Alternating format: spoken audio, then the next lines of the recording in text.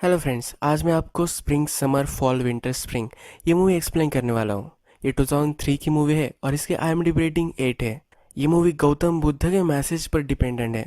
जैसे इस मूवी के नाम में अलग अलग वेदर है, उसी की तरह लाइफ है। इस मैसेज को ये मूवी हमें कहती है। इसी मैसेज के साथ बहुत सारा अच्छी चीज़ें हमें इस मूवी से पता चलती है। तो चलिए शुरू करते हैं। मूवी स्टार्ट होती है स्प्रिंग सीजन में। हमें एक लेक दिखता है और उसके बीच में एक हट बनी हुई होती है। यहाँ दो लोग रहते हैं, एक बड़ा मंक और एक छोटा मंक। बड़े मंक को हम मास्टर कहेंगे और छोटे मंक को हम मंकी कहेंगे। फिर हमें इन दोनों का रूटीन दिखता है। मंक को मास्टर उठाता है और ये दोनों बोट में बैठकर फिर से पहाड़ी में जाने के लिए रेडी हो जाते हैं। जब भी इन्हें जड़ी बूटी लगती है तो ये पहाड़ी में जाते हैं। आज भी वो वहाँ जा रहे होते हैं।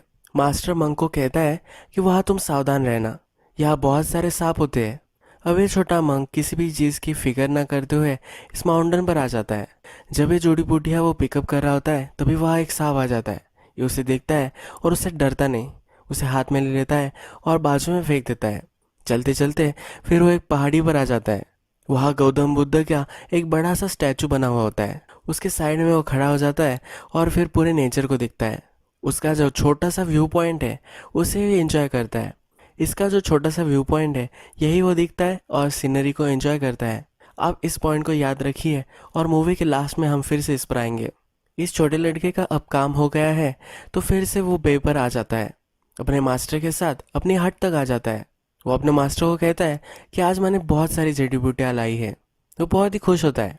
अब ये दोनों अपने हट के यहाँ बैठते हैं और इस जड़ी बूटियों को रिव्यू करते हैं। मास्टर कुछ पत्ते देखता है और उसे कहता है कि ये पॉइजनस है, अगर तुमने इसे खाया होता तो तुम मर जाते। ये छोटा मंक कहता है ये तो सेम दिखते हैं, मुझे कैसे पता चलेगा। वो कहता है कि कुछ चीज़ें इस नेचर में सेम दिखती है, पर यही चीज़ें तुम्हें बचा भी सकती है और मार भी सकती है। फिर वो उसे डिफरेंस बताता है। इस पौधों के जो एजेस होते हैं उस पर वाइट कलर का एक एज बनाया होता है। अब अगले कुछ सीन्स में हमें ये बच्चा खेलता हुआ दिखता है, सोता हुआ दिखता है, वही हैंग आउट करता हुआ दिखता है, पर अब वो बोर हो जाता है। उसके बाद वो बोट निकलता है और फिर से वो जंगल में जाना चाहता है। वो माउंटेन पर आ जाता है। वहाँ एक छोटा सा लेक होता है जहाँ फिश होता है। वो एक डोर लेता है और इस फिश को एक छोटे से पत्थर से बांध देता है। ये फिश सफ़र कर रहा है, ये देखकर उसे मज़ा आता है। इसके बाद वो फ्रॉग लेता है, उसके साथ भी यही करता है। एक सांप लेता है और उसके साथ भी यही करता है। ये जो भी सब वो कर रहा होता है ये उसका मास्टर देखता है। मास्टर उसे वहाँ कुछ भी नहीं बोलता। रात में ये छोटा मंक सोया हुआ होता है। मास्टर भी चुपचाप उसके पास जाता है। एक बड़ा सा पत्थर उसने लाया हुआ होता है। इस पत्थर को इस बच्चे से वो बांध देता है। नेक्स्ट दिन सुबह ये बच्चा जब उठता है उसे चलने में तकलीफ होती है, उसे बहुत ही दर्द हो रहा होता है। मास्टर बोलता है कि तुमने भी तो उन एनिमल के साथ यही किया था, उन्हें भी तो दर्द हुआ होगा।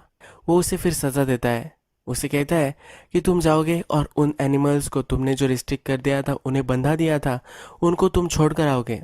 अगर वो मर गए होंगे तो इस पाप का बोझ हमेशा तुम्हारे दिल पर रहेगा। ये पत्थर पहनकर ही उसे ये सब करना होता है, क्योंकि ये पार्ट ऑफ पनिशमेंट होता है। वो फिर पॉन्ड में जाकर फिश को ढूंढता है। फिश का पत्थर वहाँ से निकलता है पर फिश मर चुका होता है। इसके बाद वो फ्रॉग के पास आता है। फ्रॉग का पत्थर निकालता है और फ्रॉग जिंदा होता है। ऊपर जाता है और जब सांप को देखता है तो सांप मर चुका होता है। यह देखकर उसे बहुत ही बुरा लगता है और वो रोने लग जाता है। ये एक छोटा बच्चा है और इसके दिल में ये बात हमेशा से रहेगी। इसके मास्टर का जो प्लान था वो सक्सेसफुल हो गया। ये कभी भी अब इस चीज़ को नहीं भूलने वाला। अब ये सीज़न यही ख़त्म हो जाता है और हमें एक नया सीज़न दिखाया गया है। ये समर है। ये जो छोटा लड़का था अब ये बड़ा हो चुका है। ये फिर से चलते चलते एक पहाड़ी पर आता है और बुद्ध के मूर्ति के पास खड़ा हो जाता है। ये मूर्ति अब और एक हाई पॉइंट पर है। यहाँ से जब वो व्यू दिखता है तो उसे बहुत सारी चीज़ें अब दिखती है। दूर से उसे एक लड़की और उसकी मदर आती हुई दिखती है। ये लड़की और उसकी मदर इस मास्टर से मिलने आई हुई होती है। ये जो लड़की होती है इसे एक बीमारी होती है। ये हमेशा सफ़र करती है पर इस बीमारी का इलाज पता नहीं पड़ता, इसीलिए अब वो मास्टर के पास आए हैं। मास्टर इसका इलाज करेंगे, इसके लिए मदर उसे यहाँ लेकर आई है। मंग फिर उनके पास जाता है, उन्हें ग्रीट करता है, उन्हें पोर्ट के यहाँ लेकर आता है। जब वो लेक पार कर रहे होते हैं तब मदर उससे पूछती है कि क्या मेरी बेटी ठीक होगी। वो फिर उसे एक झाड़ के पास लेकर आता है। वो कहता है कि ये 300 ईयर्स पुराना झाड़ है। जब तुम्हारी बेटी यहाँ से जाएगी तो इतनी ही हेल्दी हो जाएगी। रात में ये लड़की उसके मदर यही सो रहे होते हैं। रात में हमें दिखता है कि ये मंक उस लड़की को देख रहा है, इसे उसके प्रति अट्रैक्शन हो रहा है। जब नेक्स्ट डे आता है तो ये मदर मास्टर से पूछती है कि क्या ये ठीक हो जाएगी। मास्टर कहता है कि इसकी जो सोल है वो सफ़र कर रही है, इसकी सफरिंग जब ख़त्म हो जाएगी तो ये भी ठीक हो जाएगी, इसकी बॉडी फिर से हेल्दी हो जाएगी। इस लड़की की मदर कहती है कि प्लीज़ इसका ख्याल रखना, और फिर से वो जहाँ से आई थी वहाँ लौट जाती है। इस लड़की को वही वो छोड़ जाती है। थोड़ी देर बाद ये लड़की वरांडे पर बैठी हुई होती है। फिर वहाँ बारिश आती है तो ये मंग छाती जैसी कटोरी लेकर उसे कवर करता है। नेक्स्ट सीन में जब ये कपड़े चेंज कर रही होती है तो ये मंग वहाँ आ जाता है। उसे थोड़ा सा गलत लगता है और ये डोर वो बंद कर लेता है। नेक्स्ट सीन में हम देखते हैं कि एक स्टैचू पर वो लड़की बैठी हुई होती है। ये वहाँ उसके पास आता है और कहता है कि मास्टर इसमें बैठने के लिए अलाउड नहीं करते। फिर ये अंदर आ जाती है। बौद्ध की जो मूर्ति होती है उसके पास वो आती है और प्रे करने लग जाती है। थोड़ी देर बाद प्रे करते हुए वही वो सो जाती है। मंक फिर अंदर आता है। वो जब उसे देखता है तब उसे चादर से कवर कर देता है। वो उसे देख रहा होता है और उसे फील करने लग जाता है। ये लड़की जाग जाती है और उसे एक स्लैप मार देती है। इसे अब बहुत ही बुरा लग रहा होता है तो ये प्रेयर करने लग जाता है। ये लड़की भी उसे हाथ लगा रही होती है तो वहाँ मास्टर आ जाता है। मास्टर जब आता है तो ये लड़की वहाँ से चली जाती है। मास्टर उससे पूछता है कि इस वक्त तुम क्यों प्रे कर रहे हो, पर वो प्रे करना कंटिन्यू करता है।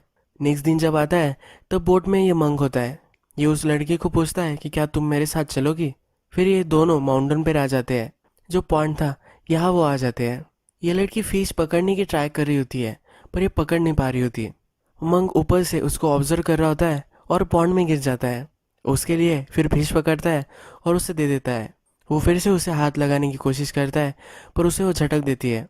रात में मंक उसे देख रहा होता है पर जब वो आँख अपनी खोलती है तो ये साइड चेंज कर लेता है। दूसरी साइड पर वो सोता है, यानी कि उसे देख ना पाए। इसके अगले दिन मास्टर इस लड़की के लिए एक दवा बनाता है। ये दवा उसे देकर कहता है कि इससे तुम्हारा माइंड क्लियर होगा। पॉन्ड में मंक अपनी जो बोट होती है उसे गोल गोल फिरा रहा होता है। वहाँ एक लड़की भी होती है। वो फिर पानी में घुस जाता है। ये लड़की हट के किनारे पर होती है तो वहाँ वो पहुँच जाता है, उसे पानी में गिरा देता है। वो फिर उसे बोट में बैठा कर फिर से जंगल में लेकर जाता है। यहाँ ये दोनों अब इंटीमेट हो जाते हैं। जब वो फिर से घर आ रहे होते हैं तो ये लड़की के पैर दुखने लग जाते हैं। ये फिर उसे अपने कंधे पर उठा लेता है। अब ये अपने बोझ के साथ उसका भी बोझ उठा रहा है, उसकी रिस्पॉन्सिबिलिटी रह रहा है। ये सीन यहाँ रिप्रेजेंट करता है। जब रात होती है तो इस लड़की के पास वो आ जाता है। फिर से वो दोनों इंटीमेट हो जाते हैं। नेक्स्ट सीन में हमें दिखता है कि बारिश हो रही होती है और ये लड़की फिर से उसी स्टैचू पर बैठना चाहती है। तो इस बार ये मंक उसे अलाउड करता है। उसके लिए इस स्टैचू का लोकेशन भी वो चेंज कर देता है। जिस रूल से वो पहले जी रहा था, इस रूल्स को अब वो उसके लिए बदल रहा है। नेक्स्ट सीन में मास्टर हट के बाहर बैठा हुआ होता है। इस दोनों को वो मस्ती करते हुए देखता है। इसे इसमें ऑब्जेक्शन नहीं होता। वो भी इन दोनों को देखकर खुश होता है। हम फिर ये मंक और ये लड़की एक हिल पर दोनों बैठे हुए होते हैं। ये मंक उससे पूछता है कि क्या तुम रिकवर हो चुकी हो। वो कहती है कि हाँ, अब मैं रिकवर हो चुकी हूँ। उससे कहता है कि अब मैं इमेजिन में नहीं कर सकता तुम्हारे बिना रहना। मैं थोड़ी देर भी तुमसे अलग रहा तो मैं पागल हो जाता हूँ। हमें यहाँ एक शू में वो दो फिश डालते हुए दिखते हैं। ये एक रोमांटिक जेस्चर उन्हें लगता है, पर ये रिप्रेजेंट करता है कि उनका व्यू कितना छोटा हो चुका है। अब वो पॉन्ड का ख्याल नहीं कर रहे, लेक का ख्याल नहीं कर रहे, पर एक शू में वो सीमित हो चुके हैं। ये एक ब्लैक शू है और इस शू को भी आप याद रखिए। मूवी के लास्ट में इसके बारे में भी हम बात करेंगे। फिर से जब रात होती है तब ये दोनों लेक में आ जाते हैं। बोट पर ही वो इंटीमेट हो जाते हैं। जब सुबह होती है तो ये मंक उठता है। ये इन दोनों को इन बोट में पाता है। वो इस बोट को उसके पास बुलाता है और ये बोट सिंक करने के लिए इसमें एक होल बना देता है। ये दोनों डूबने जब लग जाते हैं तो वे जग जाते हैं। मंक फिर अपने मास्टर से माफ़ी मांगता है। वो कहता है कि मुझे माफ़ कर दो, मैंने जो भी किया वो गलत किया है। मास्टर से कहता है कि ये नेचर है, जो भी होता है वो अपने आप ही हो जाता है, इसमें तुम्हारी कोई भी गलती नहीं है। वो फिर लड़की से पूछता है क्या तुम अब ठीक हो चुकी हो। वो कहती है कि हाँ, अब मैं ठीक हो चुकी हूँ। तब ये मास्टर अब इस लड़की को फिर से उसकी मदर के यहाँ भेज देने वाला होता है। मंक कहता है कि नहीं, मैं इसके बिना नहीं जी सकता, पर मास्टर उसकी मानने नहीं वाला होता।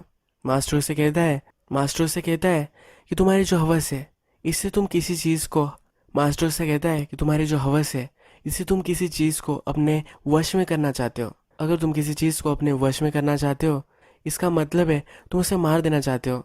इससे उस चीज़ का मर्डर हो जाता है। मास्टर इस लड़की को छोड़ देता है और ये मंक बहुत ही रोता है। जब रात होती है तो उसे नींद नहीं आती।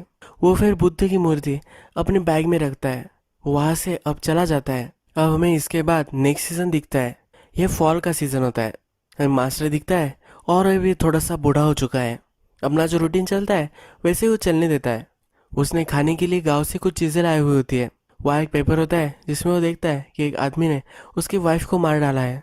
ये हमारा वही मंक है जो यहाँ से भागकर चला गया था। जब ये गया था तो ये 18-19 साल का था। अब वो 30 साल का हो चुका है। इसी मंक ने उसकी जो वाइफ है, यानी कि वो लड़की, इसको उन्हें मार दिया है। अभी हमें फिर से लेक में आता हुआ दिखता है। वो शोर के पास आता है और ये मंक उसे लेने के लिए आता है। मास्टर फिर उसके पास बैठता है। वो उसे पूछता है, क्या अब तक तुमने जो लाइफ जी है वो हैप्पी थी? तुम्हारे लाइफ के बारे में मुझे कुछ इंटरेस्टिंग बताओ। मंक कहता है कि छोड़ी, तुम मुझसे ये बात मत करो। मास्टर कहता है कि वर्ल्ड जो था तुम्हारे लिए पेनफुल था। ये पेन तुम्हें क्यों हुआ है ये मुझे बताओ।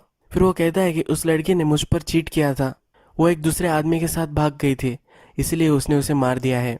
वो बोलता है कि वो ऐसे कैसे कर सकती है। उसने मुझे कहा था कि वो मुझसे प्यार करती है और हमेशा मेरे साथ ही रहेगी। मैं उसे फेथफुल था। फिर ये मास्टर से कहता है कि मैंने तुम्हें बोला था, ये जो वर्ल्ड है जहाँ ह्यूमंस रहते हैं, इसमें हमेशा तुम्हारी पास जो भी वैल्यूबल चीज़ है ये दूसरे लोगों को भी चाहिए होती है। तुम्हें इतना अटैच तुम्हारी चीज़ से नहीं होना था। ये अभी भी उसकी सुन नहीं रहा होता। उसके मन में चल रहा होता है कि वो ऐसा कैसे कर सकती है। इस मंग ने अपने साथ बुद्ध की मूर्ति लाई हुई होती है जो वो लेकर गया था। उसने अब वो फिर से लौटा दी है। यह मंग बहुत डिस्टर्ब हो चुका है। उसे क्या करना है समझ में नहीं आ रहा। वो अपने मास्टर से हेल्प मांगता है। जब ये बुद्ध के पास बैठा हुआ होता है तो वो अपने फेस पर एक कागज लेता है और अपने आप को चोक करना चाहता है। ये सुसाइड कर रहा होता है। जब उसका मास्टर उसकी आवाज़ें सुन लेता है तो वो अंदर आ जाता है। उसे एक काठी से बहुत मारता है। उसे वो बचा लेता है, पर उसे डोर से बांध देता है और लटका भी देता है। उसकी गलती की उसे सज़ा वो दे रहा होता है। जिस डोर से इस मास्टर ने मंक को बांधा हुआ होता है उस डोर को भी उसने हीट कर दिया होता है, जिससे वो थोड़ी देर बाद टूट ही जाए। जब ये सब हो रहा होता है तब मास्टर अपना जो वरांडा होता है उस पर एक पेन से बहुत सारे अक्षर लिखता है। उनके लैंग्वेज के सब अल्फ़ाबेट्स वो वहाँ लिख देता है। ये मंक फिर डोर से जब फ्री हो जाता है तब जिस नाइफ से अपनी वाइफ को उसने मार दिया था उसी नाइफ से वो अपने बाल काट लेता है। वो फिर जब बाहर आता है तब उसका मास्टर उससे कहता है कि मैंने जो भी अब लेटर लिखे हैं इसे अब तुम नाइफ से कार्व करोगे। जब तुम ये कर रहे होगे तो तुम्हारे अंदर का जो भी एंगर है वो तुम बाहर निकालोगे। जब ये मंक ये ख़त्म करेगा तब तक उसके अंदर की जो भी एगनी है, जो भी वो पेन महसूस कर रहा है, वो सब खत्म हो जाएगा। ये मंक फिर देखता है कि वहाँ 2 पुलिस ऑफिसर आ चुके हैं। उन्हें लेने के लिए मास्टर जाता है। मास्टर फिर उन्हें लेक तक लेकर आता है। मंक के पास नाइफ होती है तो वो रजिस्ट कर रहा होता है। मास्टर इन डिटेक्टिव को कहता है कि मैंने तुम्हें जॉब दिया है, ये इसे ख़त्म करने दो और उसके बाद तुम इसे लेकर जा सकते हो। ये पुलिस भी इसके लिए मान जाते हैं। इस काम के लिए पूरी रात लगने वाली होती है। जब ये सब हो रहा होता है तो डिटेक्टिव बोर हो जाते हैं। एक सोडा कैन इस लेक में होता है, उसे शूट करने लग जाते हैं। वो अपना निशाना साध नहीं पाते। फिर मास्टर एक छोटा सा पत्थर लेता है और दूर से इस कैन को मारता है। ये डिटेक्टिव देखकर हैरान हो जाते हैं। रात भर ये कार्विंग का काम ये मंक करता रहता है। जब सुबह होती है तो यह सो गया होता है। फिर जो मास्टर है इस सब चीज़ों को साफ करता है और वह पेंट करने लग जाता है। जो पुलिस होते हैं इनको भी ये काम देता है। पुलिस को इसने बताया होता है कि इससे मन की शांति प्राप्त होती है। इन पुलिस को भी इसकी ज़रूरत है, इसीलिए उन्हें भी ये काम देता है। ये सब अब ये पेंट कर लेते हैं। जब ये मंक उठता है तब इसका सब एंगर ख़त्म हो चुका होता है। अब वो पुलिस के साथ जाने के लिए रेडी हो जाता है। अब लास्ट बार इस लेक के नज़ारे को देखता है और फिर इन पुलिस के साथ वो चला जाता है। थोड़ा वक्त अब गुजर जाता है। ये जो मंक है इसकी विजन अब धुंधली पड़ने लग गई है। ये अब ओल्ड महसूस करने लग गया है। अब उसे पता चल जाता है इस दुनिया से जाने का अब उसका टाइम आ चुका है। अपने सब कपड़े वगैरह वो बुद्ध की स्टैचू की याद छोड़कर एक बोट में बैठ जाता है। इस बोट में बैठने के बाद पेपर से वो अपने खुद को सफोकेट करता है। ये उनकी विधि होती है। जब भी मंक को मरना होता है तो इस पेपर को वो खुद पर लगाते हैं और खुद को मार डालते हैं। बुद्ध फिलॉसफी में कहा गया है कि आत्मा अमर है, तो इसलिए अब वो सिर्फ अपने शरीर को त्याग रहा है। ये हमेशा मेडिटेशन करते हैं। अब ये मर भी रहा है पर फिर भी इससे पेन नहीं हो रहा। जिस बोट में वो होता है इस बोट को भी वो डुबा देता है या सफोकेट होकर वो अब मर जाता है। इसके बाद हमें नेक्स्ट सीजन दिखाया गया है। ये विंटर है। जो मंक था जो जेल में चला गया था वो बड़ा हो चुका है। अब वो अपने 40s और 50s में है। ये फिर से उस लेक में आता है पर अब ये लेक जम चुका है। जब वो हट के अंदर आता है तो वहाँ कैंडल्स वगैरह जलाता है। जहाँ मास्टर मर चुका था वहाँ वो पहुँच जाता है। मास्टर जब मरता है तो उसके बोट में मोती होते हैं। ये मोती मास्टर के सोल को रिप्रेजेंट करते हैं। इसको फिर एक रेड क्लॉथ में वो लपेट लेता है और अपने साथ वो लेकर आता है। वो फिर माउंटेन पर चढ़ता है। वहाँ का जो पॉन्ड था वो भी फ्रीज हो चुका है। ये फिर आइस से एक गौतम बुद्ध की मूर्ति बनाता है। जब भी कोई मर जाता है तब उसके लिए बुद्ध की मूर्ति वो बनाते हैं। इस मूर्ति के फोरहेड में वो कपड़ा और वो मोती दोनों रख देता है। इस जमे हुए लेक में वो एक छोटा सा होल बनाता है जिससे वो पानी पी सकता है। जब वो मास्टर के ड्रॉवर वगैरह देखता है तो वहाँ उसे एक बुक मिलती है। इस बुक में सब एक्सरसाइज के आसन वगैरह दिए होते हैं। फिर हमें इन सब एक्सरसाइज को वो प्रैक्टिस करता हुआ दिखता है। उसे भी अपने मास्टर जैसा बनना है। ये जो मास्टर था इसके पास अनोखी पावर थी। उसकी जो बोट थी उसे सिर्फ अपने हाथ से वो चला भी सकता था, रोक भी सकता था, उसे वो कंट्रोल कर सकता था। मास्टर की तरह ही मंक को बनना है तो ये सब वो प्रैक्टिस करता है। एक दिन फिर हमें दिखता है कि एक औरत वहाँ आती है। उसके पास एक बच्चा होता है। उसने अपने फेस को कवर कर लिया होता है। उसके जो हालात है वो गलत है, इसीलिए इस बच्चे का वो ख्याल नहीं कर सकती। उसे अब यहाँ छोड़ देने वाली होती है, इसलिए उसने अपने फेस को कवर किया होता है। उसके बच्चे से उसकी अटैचमेंट ना जुने, इसीलिए भी वो करती है। भगवान के पास वो आई हुई होती है और जो कर रही है वो गलत है। इस शेम की वजह से भी उसने अपना फेस कवर किया होता है। जब रात हो जाती है तब औरत इस बच्चे को छोड़कर वहाँ से जा रही होती है। हमने देखा था मग ने अपने पानी पीने के लिए एक होल बनाया था। इस होल में वो गिर जाती है और वही मर जाती है। अब हमें दिखता है इस सीज़न जो था वो चेंज हो रहा है। जो बर्फ़ था वो पिघल रहा है। मंग ने अपने मास्टर की जो स्टैचू बनवाई थी, जो रेड क्लॉथ में वैप कर कर जो पर्स रखे थे, वो भी अब इस पानी के साथ बह रहे हैं। जो मास्टर की सोल है वो फ्री हो चुकी है। जब सुबह होती है तो ये बच्चा लेक में क्रॉल कर रहा होता है, अपनी मदर को ढूंढ रहा होता है। ये मास्टर उसे बचाता है और देखता है कि उस होल में ये औरत मर चुकी है। इसने जो शू पहना होता है ये एक ब्लैक शू होता है। जहाँ वो मर चुकी होती है वहाँ भी वो बुद्ध की एक स्टैचू लगा देता है। इसके बाद फिर हम देखते हैं कि एक बड़ा सा पत्थर ये मंग अपने आप को लगाता है। अपने आप को इसने बांधा हुआ होता है और एक गौतम बुद्ध की मूर्ति लेता है।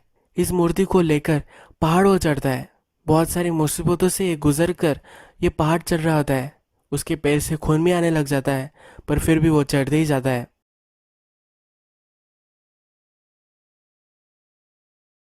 ये चढ़ते चढ़ते एक बड़े से पहाड़ के यहाँ आ जाता है। जब इस पहाड़ के ऊपर होता है तो उसका लेक बहुत ही छोटा सा लगता है। जिस पत्थर को अपने खुद से वो बांधा होता है वो छोड़ देता है और वहाँ वो रख देता है। गौतम बुद्ध की मूर्ति उस पर प्रस्थापित करता है। सनसेट होता है तो यहाँ वो प्रे करता है। अब ये जो मंक है ये नेचर को अलग पर्सपेक्टिव से देख सकता है। जब वो छोटा था तो उसकी विजन बहुत ही कम थी। बहुत ही छोटा सा नज़ारा वो देख सकता था। जब वो बड़ा हो चुका था तो अलग नज़ारे को देखता था। अलग नज़रिए से वो इस जग को देखता था। अब ये बहुत ही बड़ा हो चुका है। लाइफ में जो भी सब इसने एक्सपीरियंस किया है, जो भी चीज़ें इसने देखी है, अब इसे अपने एक्सपीरियंस के अनुसार ये सब छोटी लग रही है। उसका नॉलेज, उसकी समझ सब कुछ बढ़ चुका है। अब विंटर बीत चुका है और स्प्रिंग आ चुका है। बहुत सारे साल गुजर चुके हैं। जो छोटा लड़का था वो भी अब थोड़ा सा बड़ा हो चुका है। मूवी के फर्स्ट में जो मंक की एज थी वही इस लड़के की अब एज है। इन दोनों की जो भी फेस है वो भी सेम है।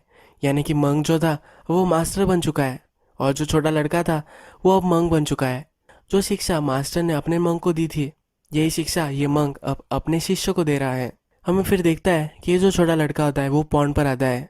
जैसा छोटे मंक ने किया था कि फिश को एक डोर से बांध दिया था और छोटे से पत्थर से उसे बांधा था, उसी तरह से ये लड़का भी अब करने वाला है। एक छोटा सा पत्थर लेता है और फिश को वो खिला देता है।